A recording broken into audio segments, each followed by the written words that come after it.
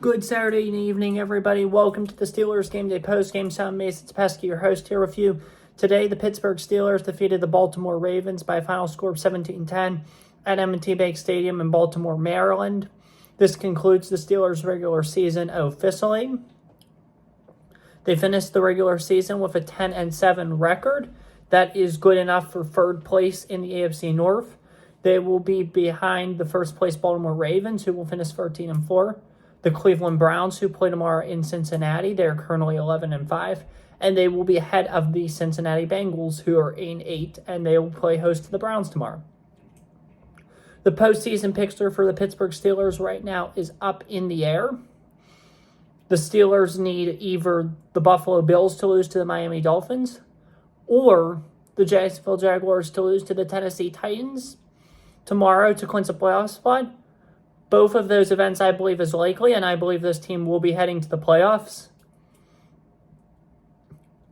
Couple quick things. I had 3 main takeaways from this one. First off, I'm going to start off with a recap of the game. Then I'm going to go through 3 quick takeaways. Then we'll call it a sim. This one will be quick, I promise. So first off, the scoring started early in the middle of the first quarter. Najee Harris scored a touchdown, 7-0 Steelers. Congratulations to him, another 1,000-yard rushing season.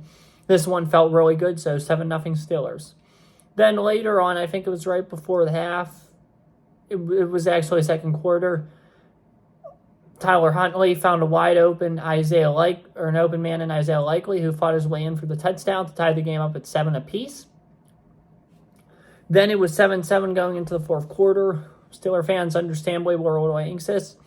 Then Mason Rudolph calmed the nerves, and he threw a 70-some-yard touchdown pass to Deontay Johnson. All 3 of his touchdown passes are over 70 yards, which is awesome. So good job by Rudolph. He found an open man in Johnson, and this made the game a 14-7 game.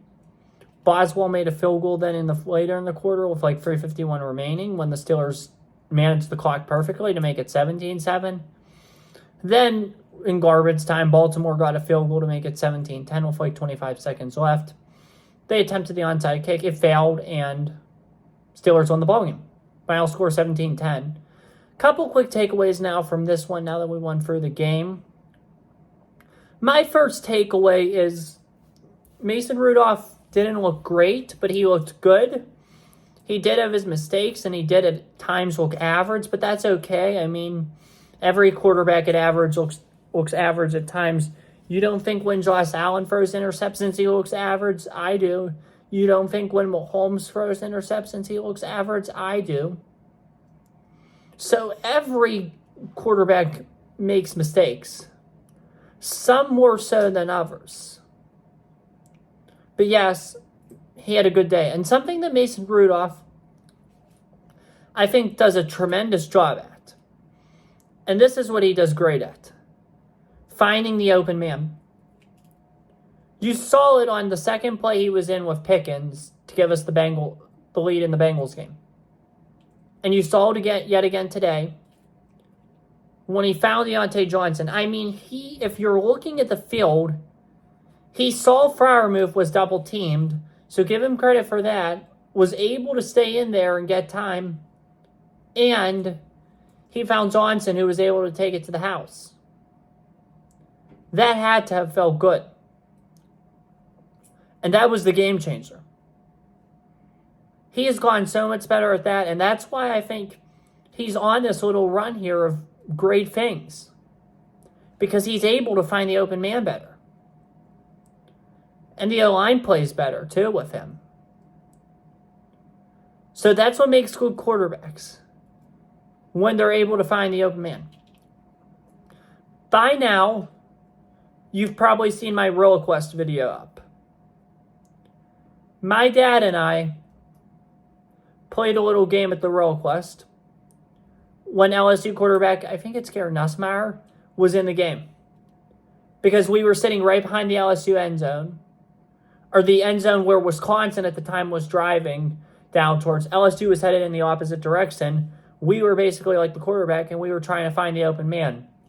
I picked a guy, my dad picked a different guy. Guess who Nussmeier threw it to? Neither. He threw it into traffic. It resulted in an interception, and it hurt the Tigers. LSU ultimately did go on to win the game. But the reason I bring this up is obviously my dad and I weren't quarterbacks.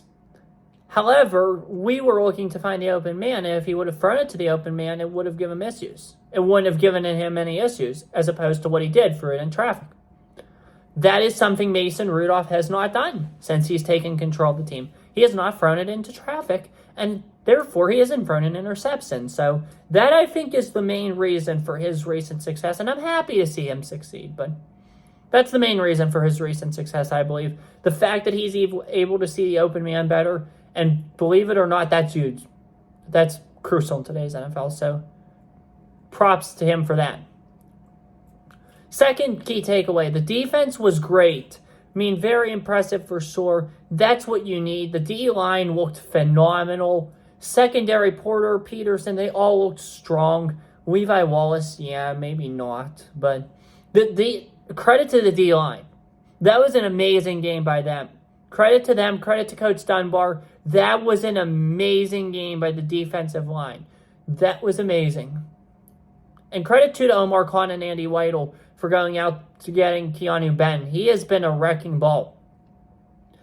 It was voted on by the press that Joey Porter Jr. was our Rookie of the Year. And that was the right call. That's who I would have voted for, too, for Rookie of the Year. However, Keanu Benton is a close second. He has been a one-man wrecking machine at times on this line. He's amazing, and it's glad that they have a cornerstone for years to come. Hopefully, too, they can re-sign Montravius Adams in the offseason because that would be huge as well, and he did great as well. So give them both credit, especially Ben. And the last key takeaway I have is the run game. It looked great. I'm so glad we have the two running backs that we do, Najee and Warren. So great job by the run game. Great job by the run game. So yeah, Najee Harris over 1,000 yards. Hopefully TJ Watt gets better. Prayers for him. That's all I have to say about that. Very good way to close out the regular season. Steelers tomorrow will find out their fate, whether or not they will be going back to the playoffs or whether or not their season ends. I hope it's not the end. Just one more time again to relay this. The Steelers need either a Jacksonville loss to the Tennessee Titans or a Buffalo loss to the Dolphins tomorrow to get in. Both those teams are on the road.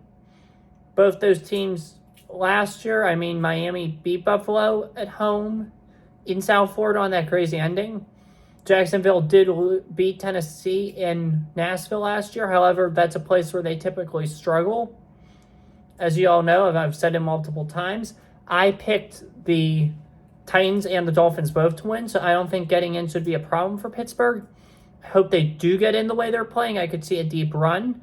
Everybody, especially this past summer, a lot of people had mentioned the goal is getting a playoff win, something the team has not done since 2017. It was actually January 15th, 2017, the last playoff win for the team. So that's very important to remember as well. So hopefully they could get the job done. A playoff win would be huge. I think it's very possible the way this team's playing right now. Even Baltimore, I know they played a lot of backups, but that's still the number one team in the league.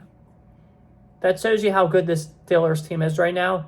And if this truly is the end, man, it was a fun last 3 games. It was a fun season for sure. Definitely had its ups and downs. And I hope that next year we see this same kind of swagger, same kind of play. One of the things I feel like we failed to do when we had that late surge last year, won 4 games to conclude the year, we failed to take that momentum, I think, into 2023. Yes, we did have the offseason hype with the draft class, and they did good, and the free agent signings, those were good. Yes, we did have the preseason. We had a great training camp. We had all the hype behind us. But we struggled to get things together, especially on offense, until 2 days before Christmas. That cannot happen in the future. If you want to be a contender next year, You have to bring Mason Rudolph back. I don't care if he's QB1, QB3. Bring him back. I had a list of like 6 free agents I want the Steelers to resign. If I could only pick one of them, if somebody asked me, out of the 20 guys the Steelers have free agents, you can only pick one of them to stay, who would it be? I'd pick Mason Rudolph in a heartbeat.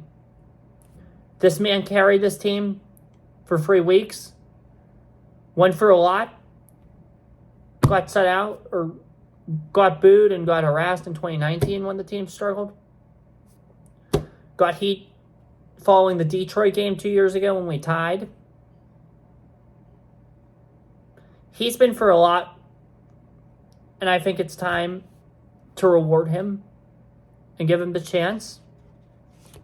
Hopefully he continues to improve.